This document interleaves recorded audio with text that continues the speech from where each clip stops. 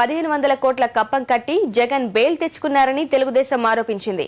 5 ఎన్నికల ఖర్చు కోసమే సోనియాకు ఈ సొమ్ములిచ్చారని తెలుగుదేశం సీనియర్ నేత గాలి ముద్దుకృష్ణమనాయుడు అన్నారు. సమైక్య శంఖారావం సభలో అందరినీ అడగదలుచుకున్నా అంటూ పదే పదే ప్రస్తావించిన జగన్ రాష్ట్ర విభజనపై 1999లోనే వైఎస్ ను ఎందుకు అడగలేదని ప్రశ్నించారు.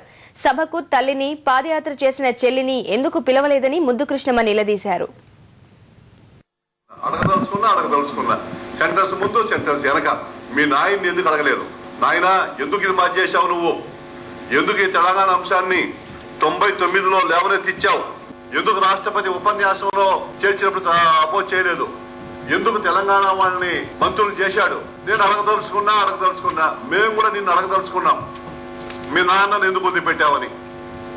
మీ నాన్నే దీనికి ప్రధాన కారకుడు.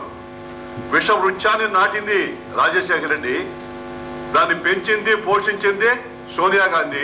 ఈ రోజు విభజన దాకా వస్తే దానికి అంతం పలికేది జగన్మోహన్ రెడ్డి.